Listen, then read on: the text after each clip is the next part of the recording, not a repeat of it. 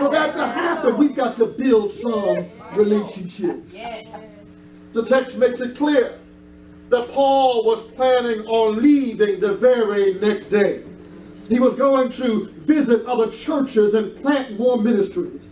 So the people, when they got wind of Brother Paul, Apostle Paul, that he was going to leave the next day, they said that we want to give Paul the opportunity to deliver a final sermon or a final message. You don't let a man like Paul in your midst without affording him the opportunity to preach a final message, to birth a message in us that we could run on. So they heard that Paul was about to leave, so they decided to set up a meeting. We don't know whose home, it's not mentioned, but it was in someone's home who lived on the third floor. They decided to call a meeting that Paul could teach and preach them before he moved on. Come on. Can I also call to your attention that it was an evening Sunday service? All right. Can you see there was a shifting taking place? No longer were we worshiping on the Sabbath, which was on a Saturday. Can I tell you that the Seventh-day Adventists, they focus on the wrong thing?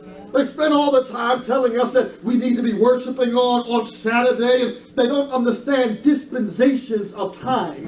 There was a shifting taking place. We yet remember the Sabbath and keep it holy, but we now shift to early Sunday morning that we begin to gather together to preach.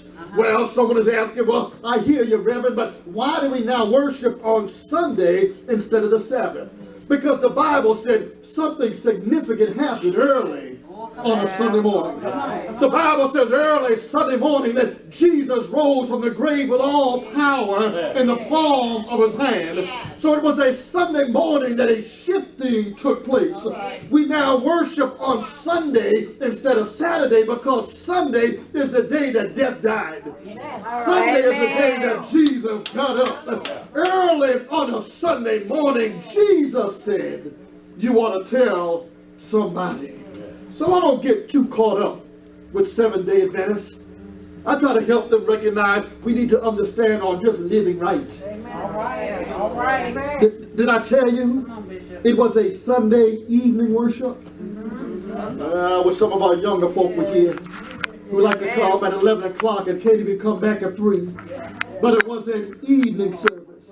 And it's important for us to understand the significance of an evening worship service. Because the first century church, they were concerned about relationships. They understood that some folk had to go to work. And if they had service early during the day, they would not be able to hear Paul's message. So they set the time for an evening worship experience. They realized that not everybody has the flexibility, but they cared enough about you and me to have service when you and I would get off work, that we can stop by and hear a message from Brother Paul. Can I tell you that we have to be careful not to think that God only moves at 11 a.m. on Sunday morning.